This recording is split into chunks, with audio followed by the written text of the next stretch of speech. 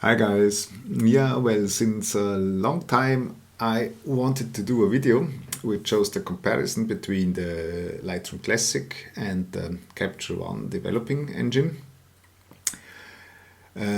Just in the basic settings, and I have here a terrible photograph, definitely nothing for the book, but it suits exactly the needs for this video, and so I'm using it now. Okay, so first, Lightroom development.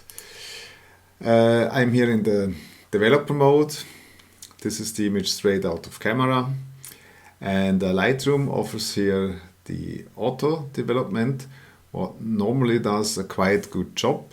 First of all, delete this snapshot. No, come on. Make a new snapshot, 01, straight out of camera. Okay. And now I click auto, and the results are like this, and definitely that's not bad. The same thing in Capture One. I have here the same image. It's also completely resetted. Here is the difference. If I press here in the exposure auto, it gets here way brighter in the highlights, because Capture One separates exposure and high dynamic range. So I reset this, and if I click here auto in high dynamic range, I get quite the same result like I get it from Lightroom. That's one of the biggest differences. So as you can see here, only the shadow slider is pushed up, and what I can do in Lightroom is I can reduce the highlights, but there is not very much info left in the highlights. Maybe I can reduce the whites. No, also that makes no sense. And for that I can now crank up the exposure a little bit to make the shadow parts a little bit brighter. And that's it. And if I go now back to Lightroom Classic, the auto mode tweaks the HDR sliders, a little bit the vibrance, and does a lot in the exposure and contrast also. And here it's like so. If I want to make this part brighter, you see the shadow is almost at the value of 60. 100 is the max. I let it there like the auto has tweaking it. I also increase here now the exposure, but now that's the problem. I can no longer reduce with one slider the highlights. Okay, I have already to go to the max, and I really don't like a figure of 100 there. Maybe I make it a little bit darker, a little bit more highlights. Okay, and just to compare, this is the image I get in Capture One, and this is the image how I get it in Lightroom. Now you see here I still have a lot of dark parts. Maybe I have to increase the blacks a little bit, but what Lightroom does, it blows out the colors. You are losing color information. If you compare exactly here in Capture One retains the colors way better as Lightroom does it, and but that's not. And just with a little tweaking with the saturation sliders, we have the colors back. But that's in fact not Capture One style. Capture One style is you go to the color editor, grab the tool here, click here, then you have here the color set, increase the saturation, for example, only of this color, and maybe the greens also a little bit more. Otherwise, you see the greens are a lot of yellows in there, and for that, if I increase the saturation here in the color editor, I do not get here this purple fringing or purple tint. My experience is if you have colors in the shadows and you increase the shadows, the results in Capture One are way better. That's all I wanted to show you with this video, because there's always a discussion which is the better developer engine. For me, it's clearly Capture One, by a simple reason. If I open, where is it?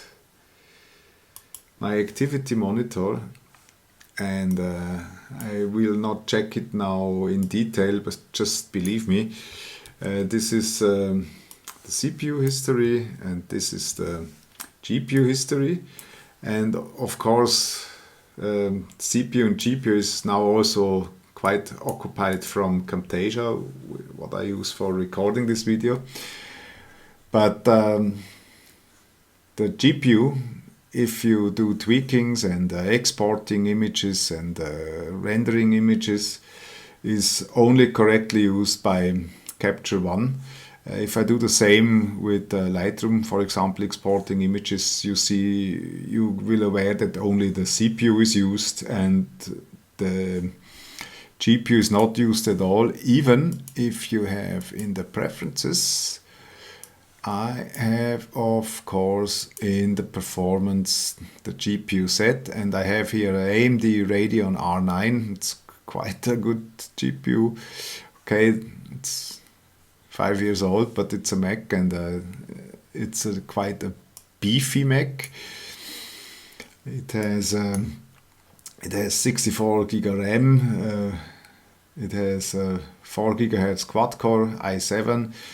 It has this beautiful AMD Radeon R9, what has been one of the fastest cards then, with 4 GB of RAM, and for jobs like that, it should be sufficient. The problem is Adobe software. You can click here, use graphics processor. You never see here something peaking. It's all done by the CPU, even if you enable the graphics processor. Don't know why that is so.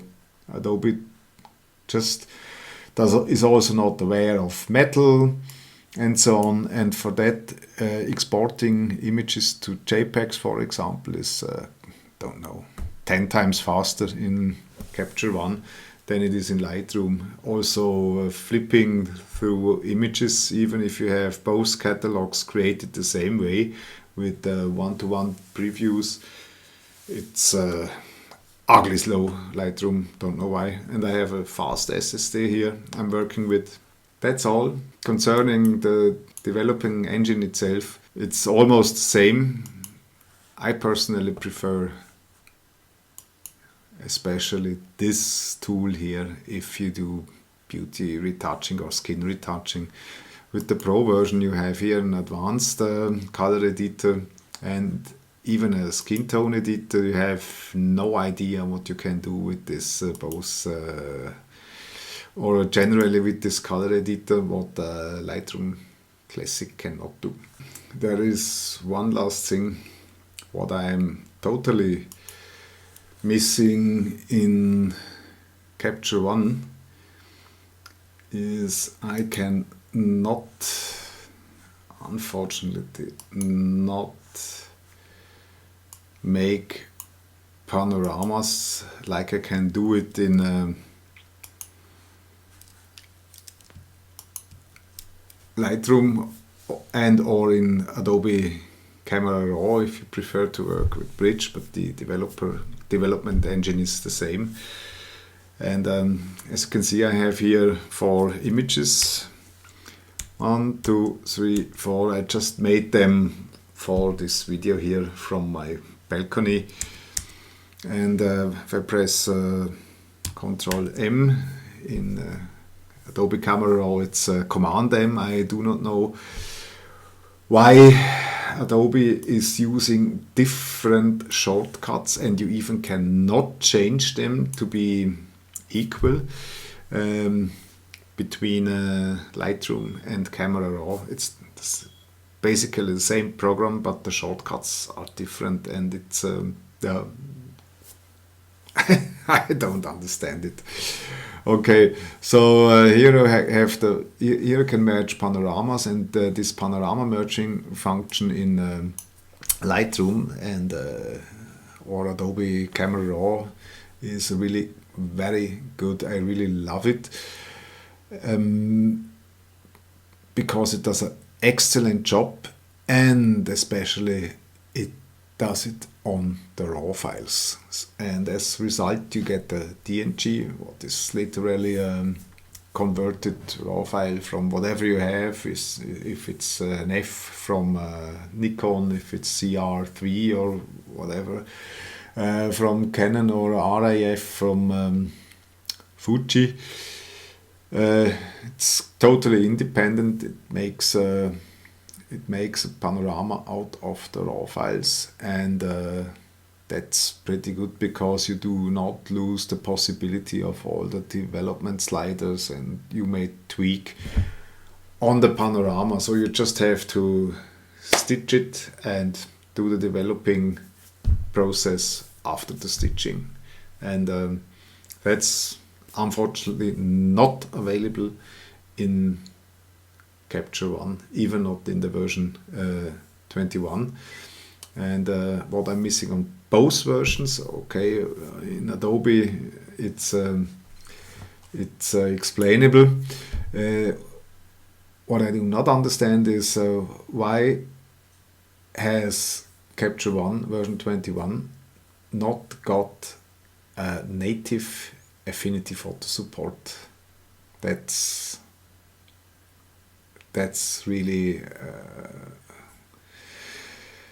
I have been expecting this to be added to the version 21, because this would enable the true possibility to get rid of the Adobe subscription, because as I see it, almost daily jobs, 90-95% what you do in Photoshop you also can do with Affinity Photo. Some things even much easier, like for example frequency separation and beauty retouch, and I don't get it why they do not jump on board with Affinity, and because I'm pretty sure this would increase sales of Capture One dramatically. Okay, and hey guys at Capture One, please do not forget also to add a panorama merging function like I have it in Lightroom Classic, including the possibility to merge the RAW files, please. Okay, bye bye.